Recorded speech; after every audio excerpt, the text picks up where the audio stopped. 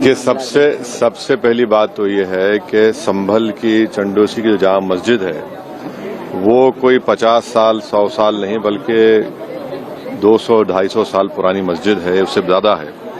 वहां पर कोर्ट की तरफ से बगैर मस्जिद के जिम्मेदारों को कमेटी को सुने उन्होंने एक एक्स पार्टी ऑर्डर पास कर दिया, वो गलत है। दूसरा ये है कि एक बार तो आपने गलत ऑर्डर दिया, सर्वे हो गया। दूसरा सर्वे जब किया आपने किसी को इत्तला नहीं दी। तीसरी बात यह है कि पुलिस का ये काम था कि मस्जिद कमेटी को कॉन्फिडेंस में लेते या वहां की पीस कमेटी को। चौथी बात यह है कि जो सर्वे करने लोग आ रहे हैं वो प्रोवोकेटिव स्लोगन्स लगा कर आ रहे हैं, वो वीडियो उसका है, पब्लिक डोमेन में है। और उसके बाद जो वहां पर वायलेंस हुआ जिसमें 3 मुसलमानों को गोली लगी, उनकी मौत हुई, हम इसका कंडेम करते हैं। ये फायरिंग नहीं बल्कि मर्डर है।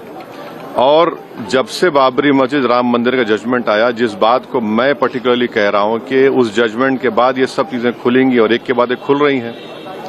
एएसआई प्रोटेक्टेड मॉन्यूमेंट सब बातें कर रहे हैं, क्या एएसआई के कानून में नहीं है कि आप उसका रिलीजियस नेचर चेंज नहीं, कैरेक्टर चेंज नहीं कर सकते? किस बुनियाद पे कर रहे हैं ये? और आप किस बुनियाद पर अपने फेथ को दूसरों पे थोपेंगे? भाई कानून कोई चीज है ही नहीं है।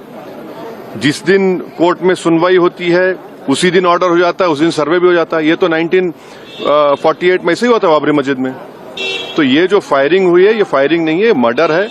और जो भी ऑफिसर्स इन्वॉल्व है उनको सस्पेंड करना चाहिए और एक सिटिंग हाईकोर्ट जज से उसकी इंक्वायरी होनी चाहिए। ये सरासर गलत है, जुल्म हो रहा है वहां पर। तो संभल में वहां के सांसद के FIR दर्ज कर दिया गया। आप जिस पे चाहे कर लीजिए भाई, जिस पे भी चाहे कर लीजिए, जज आप, जूरी आप, सब आप, तो बचेगा क्या फिर? अब सर जेपीसी में आप लोगों ने समय मांगा है, क्या कहेंगे? जी, जैसा अभी आपने हमारे डेलीगेशन तरफ से बोला गया है, मैं उसको रिपीट करना नहीं चाहता। और स्पीकर साहब ने बड़ी इत्मीनान से हमारी पूरी जितने मेंबर्स 11 नॉन बीजेपी MPs गए थे उनकी बात को सुना। वो बोले कि इसके ऊपर कंसिडर करेंगे और हमको उम्मीद है कि ऑनरेबल स्पीकर साहब इसका टेन्योर बढ़ाएंगे। क्योंकि आप देखिए बंगाल नहीं गई कमेटी, बिहार हम लोग नहीं गए, उत्तर प्रदेश में शिया वक्फ की प्रॉपर्टीज को हमने नहीं देखा। तो ऐसे कई, दिल्ली के मंत्री को बुलाना है, ऐसे कई स्टेट्स है जहां पर कमेटी को जाना चाहिए। वो स्टेक होल्डर्स हैं, उनकी बात को सुनना बहुत जरूरी है। सर वक्फ बोर्ड अमेंडमेंट बिल को लेकर आप क्या सोचते हैं? क्योंकि लगातार सरकार की तरफ से यही कहा गया कि जो मुस्लिम जनता है उनके हित में, मुसलमान जो है उनकी। अभी ये कानून बना नहीं, आप देख लीजिए संभल में क्या हो गया है। अभी ये कानून बना नहीं है, आप देख रहे हैं कि हर जगह पे बोल दिया जा रहा है कि नहीं, ये यहाँ पर 500 साल पहले मस्जिद नहीं थी। इस बिल में आप, ये बिल आर्टिकल 26 का वायलेट करता है। ये संविधान के फंडामेंटल राइट का 26 का ग्रेव वायलेशन है। ये बिल कलेक्टर को इतने पावर्स दे रहा है कि कलेक्टर तय करेगा कि कौन सी वक्फ प्रॉपर्टी है नहीं है। ये कैसे होगा? कलेक्टर कैसा जज होगा अपने ही केस में?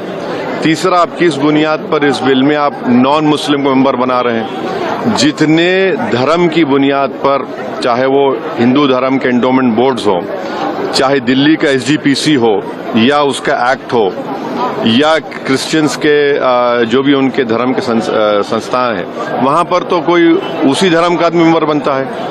आप तो कंपलसरी स्टेट वक्फ बोर्ड में जहां पर 11 मुसलमान बनते थे वहां पर आप मेजॉरिटी नॉन मुस्लिम बनाना चाह रहे हैं। सेंट्रल वक्फ काउंसिल में मेजॉरिटी ऑफ नॉन मुस्लिम बनाना चाह रहे हैं। क्यों करना चाह रहे हैं आप? ये क्या मकसद है आपका? कलेक्टर को इतना पावर दे रहे हैं। तो ये आर्टिकल 26 का ग्रेव वायलेशन है और इसीलिए वक्फ को बचाने के लिए नहीं लाया जा रहा है, ये वक्फ को खत्म करने के लिए। और वक्फ बोर्ड को सिर्फ एक पोस्ट ऑफिस बना के रखना चाह रहे हैं। तो जो वक्फ की प्रॉपर्टी है वो गवर्नमेंट की दी भी नहीं है, इसको मुसलमानों की गाड़े खून की कमाई है, तो आप उसको छीनना चाह रहे हैं। और उतना ही मकसद है सरकार का।